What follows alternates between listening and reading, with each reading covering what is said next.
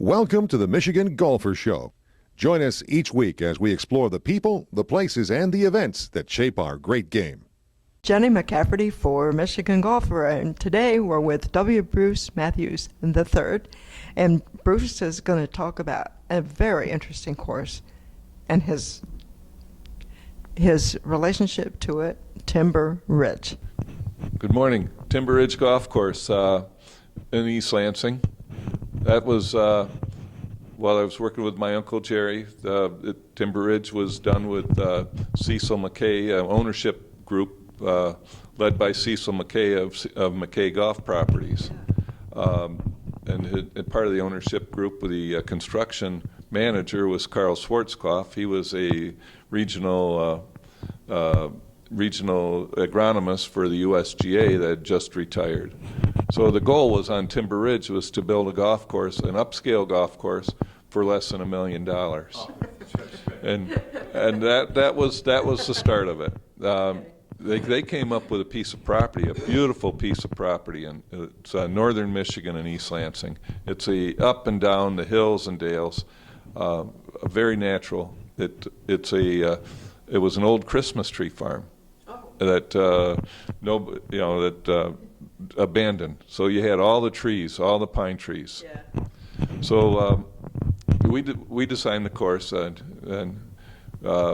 went out there, and I was staking it. The trees were so thick. At that time my son was 8 years old, and I could send him underneath a few spruce trees and say, put a ribbon around that one. It was made a lot easier for me and stayed in the open. Okay. So we staked it out,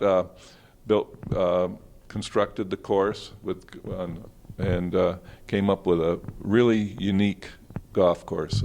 Bill Fountain, who's now at the Majestic, well, that was his second job as a superintendent. He was the superintendent at Timber Ridge, and so they had a lot of experts on that. We got done, and we almost made the $1 million. Not quite, but they got a dandy golf course. It's a really super golf course on it. So describe the course a little bit for us. Timber Ridge, it's through the trees. In fact, one of the things that was supposed to be done was we did not do a lot of thinning. We were trying to keep the budget under the $1 million, so we did clear.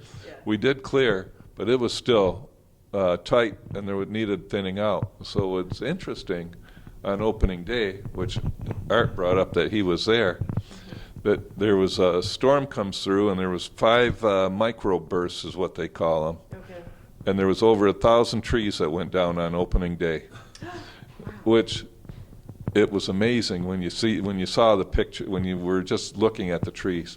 But when it cleaned up, it really needed those to go down. Oh, okay. So it was a lucky storm. It was a very good storm to have.